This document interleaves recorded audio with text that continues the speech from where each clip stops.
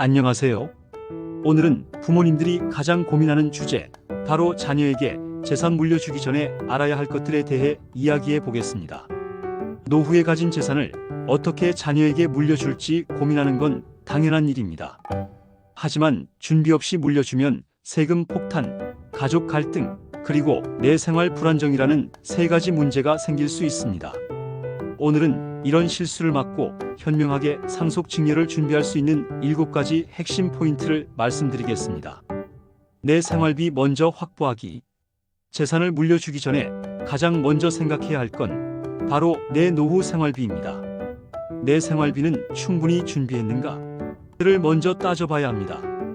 많은 분들이 자녀 결혼자금, 주택자금에 무리하게 돈을 쓰고 나중에 자신이 생활비가 부족해 고생하는 경우가 있습니다. 재산을 나누어 주기 전 내가 살아갈 최소한의 자금은 안전하게 확보해야 합니다. 상속과 증여, 뭐가 유리할까? 재산을 물려주는 방식은 크게 2가지입니다.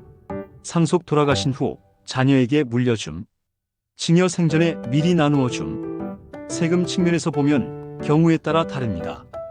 증여세 공제 한도.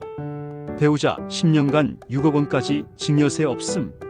자녀 10년간 5천만 원까지 공제. 손주 10년간 2천만 원 공제. 상속세 기본 공제. 배우자와 자녀가 있는 경우 최소 5억 원 이상 공제. 즉, 단순히 증여가 무조건 좋다, 상속이 무조건 좋다가 아니라 가족 구성 재산 규모 시기에 따라 달라집니다. 공동명의 활용하기. 부동산이나 예금을 공동명의로 해두면 세금 부담을 줄일 수 있습니다. 예를 들어 부부 공동명의로 아파트를 가지고 있다면 양도세와 상속세, 계산 시 각각 따로 계산되므로 세금이 줄어듭니다. 하지만 공동명의는 장단점이 있기 때문에 나중에 재산 정리나 매매 시 복잡할 수 있습니다. 따라서 전문가 상담 후 결정하는 게 좋습니다. 유언장을 준비해야 갈등을 막는다. 가장 중요한 부분 중 하나가 바로 유언장입니다. 많은 분들이 나는 자식들이 사이 좋으니 괜찮다고 생각하시지만 막상 부모가 돌아가시면 형제간 갈등이 생기는 경우가 많습니다. 법적 효력이 있는 유언장을 미리 작성해두면 상속 분배 기준이 명확해지고 불필요한 다툼을 막을 수 있으며 부모의 뜻을 존중받을 수 있습니다. 특히 자필 유언장도 가능하지만 공증 유언장을 작성하면 더 확실합니다. 상속세 증여세 미리 계산하기. 재산을 물려주기 전에 반드시 해야 할 일이 있습니다. 바로 세금 계산입니다. 상속세나 증여세는 생각보다 금액이 큽니다. 예를 들어 시가 10억 원 아파트를 자녀에게 증여하면 공제 5천만 원을 제외하고도 약 9억 5천만 원이 과세 대상이 됩니다. 세율 40%를 적용하면 세금만 수억 원이 나올 수 있습니다. 따라서 분할 증여나 장기 계획이 필요합니다. 부동산만 물려주는 건 위험하다.